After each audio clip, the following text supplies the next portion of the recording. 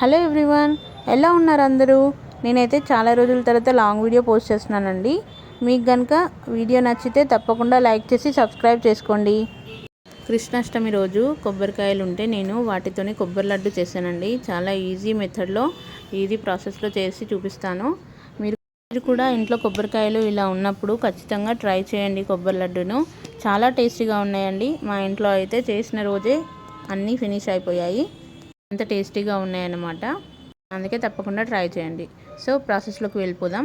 ముందుగా కొబ్బరికాయలని ఇలా పైన తొక్క తీసి అన్నీ కట్ చేసుకొని పెట్టుకోవాలి.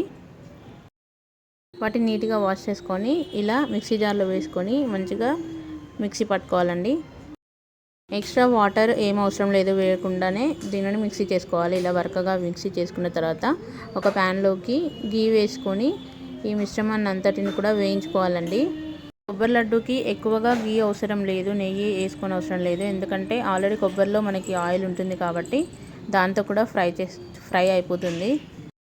ఇది కొంచెం వేగగానే ఇందులోకి ఒక 2 టేబుల్ స్పూన్ మనం గోధుమ రవ్వ వేసుకోవాలండి. అదే ఉప్మా రవ్వ వేసుకొని దాన్ని కూడా మంచిగా ఫ్రై చేసుకోవాలి. చూడండి, ఇలా కాస్త డ్రైగా వేయించుకున్న తర్వాత ఇందులోకి మనము పంచదార వేసుకోవాలి. 1 కప్పు పంచదార వేసుకోవాలండి. వేసుకున్న తర్వాత ఏమీ వేయకుండా ఇలా ఒకసారి ఫస్ట్ కలుపుకోవాలి. తర్వాత ఇందులోకి కొంచెం పాలు యాడ్ చేసుకోవాలి. కొద్దిగా పాలు అండ్ కొద్దిగా వాటర్ యాడ్ చేసుకొని ఇలా కలుపుకోవాలండి. చాలా తక్కువే పడతాయి మనకి.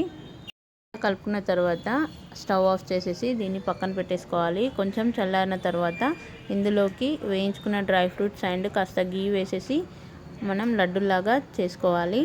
ఇలా లడ్డూలు తయారు చేసుకొని డైరెక్ట్గా అయినా తినేయచ్చు. చాలా బాగుంటాయి.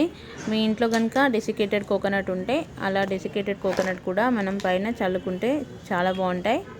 సో ఇదండి, ఎంతో టేస్టీ కొబ్బరి లడ్డూలు అయితే రెడీ. సో మీరు కూడా తప్పకుండా ట్రై చేసి ఎలా వచ్చాయో నాకు కామెంట్ పెట్టండి. మీకు నచ్చితే కనుక తప్పకుండా లైక్ చేసి షేర్ చేయండి. అలాగే మన ఛానల్ని తప్పకుండా సబ్స్క్రైబ్ చేసుకోండి. బెల్ ఐకాన్ మీద ట్యాప్ చేయండి. వీడియో చివరి దాకా చూసినందుకు థ్యాంక్ యూ.